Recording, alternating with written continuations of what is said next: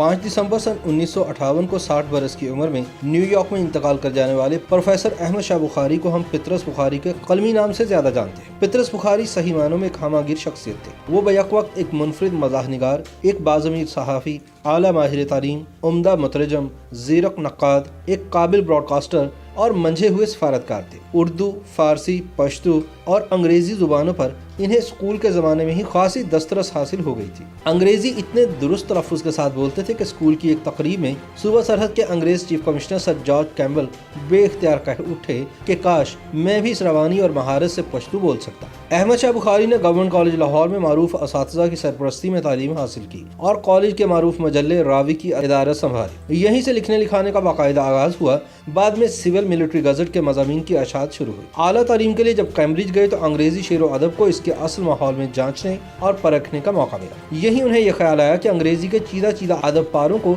उर्दू के कालम में ढालना चाहिए। हिंदुस्तान वापस आकर इन्होंने कई करीबी दोस्तों का तर्जमे और तालीफ के काम की तरफ राग़िब किया। इन्हें इस बात का शदीद एहसास रहता था कि गेसुए उर्दू अभी मिन्नत पजीर शाना है। लैला उर्दू के गेसु संवारने की फिक्र इन्हें इसलिए भी दामनगीर रहती कि वो इस ज़बान को आला तालीम का जरिया बनाना चाहते थे और इसके लिए ज़रूरी था कि उर्दू में जदीद उलूम व फ़नून का खजाना मौजूद हो। दरअसल उनके जहन में हैदराबाद दक्कन की तर्ज का एक इदारा था जो कि उर्दू के लिए इसी तरह की खिदमत पंजाब में सरअंजाम दे सके। इस मकसद के लिए इन्हें फैज़ अहमद फैज़, डॉक्टर MD तासीर, हफीज़ जालंधरी और प्रोफेसर मंजूर हुसैन जैसे अमायदीन का मुकम्मल ताउन भी हासिल था। जब इन्हें ऑल इंडिया रेडियो का नाज़िम आला मुकर्रर किया गया तो उर्दू हिंदी का झगड़ा जोरों पर था। हिंदी लॉबी ने इल्ज़ाम लगाया कि पितरस बुखारी ने ऑल इंडिया रेडियो की बागडोर संभालते ही इस कौमी नशरियाती इदारे पर मुसलमानों की जुबान मुसल्लत कर दी है और चुन चुन कर उर्दू के अदीब रेडियो में मुलाजिम रख लिए हैं। दूसरी जानिब पितरस बुखारी का इस्तदलाल ये था कि रेडियो की जुबान सादा और आम फहम होनी चाहिए। इसे उर्दू का नाम दो या हिंदी का या हिंदुस्तानी का, इससे कोई फर्क नहीं पड़ता। लेकिन हिंदी वालों के तंग नजर गिरोह ने इनका जीना हराम किए रखा। वो सदर दफ्तर को शिकायत भेजते रहे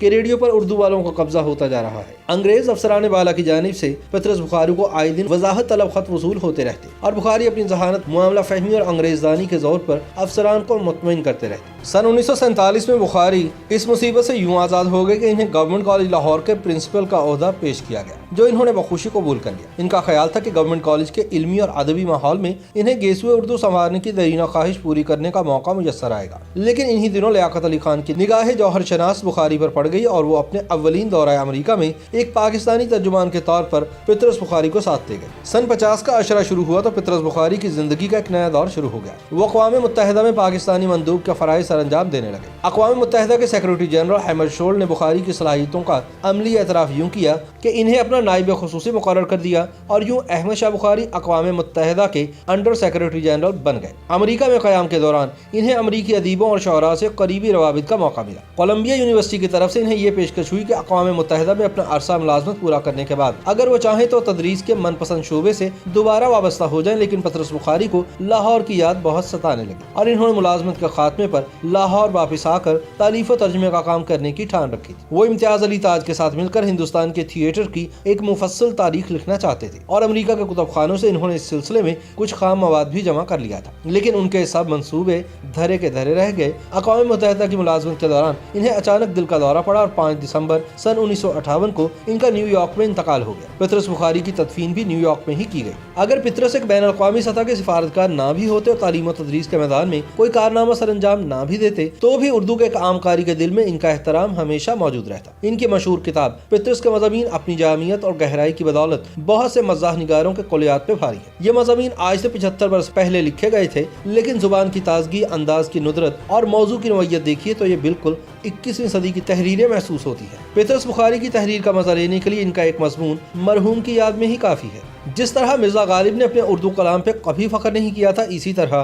पितरस ने अपने मज़ामीन को कभी ज्यादा अहमियत न दी, बल्कि कई बरस तक इन मज़ामीन का मुसव्वदा प्रेस में पड़ा रहा और पितरस बुखारी दिबाचा लिखने में सुस्ती का मुजाहरा करते रहे। आखिरकार अफसाना निगार गुलाम अब्बास ने सर पर खड़े होकर दिबाचे की डिक्टेशन ली और मुसव्वदा छपकर मंजर आम पर आए। ये भी अम्र दिलचस्पी से खाली नहीं कि जिस तरह गालिब के बकायद अवाम का सेहरा बिलाखिर उनके उर्दू कलाम के सर बंधा, इसी तरह पितरस की शोहरत आम भी इनके उर्दू मज़ामीन की मरहून मिन्नत है।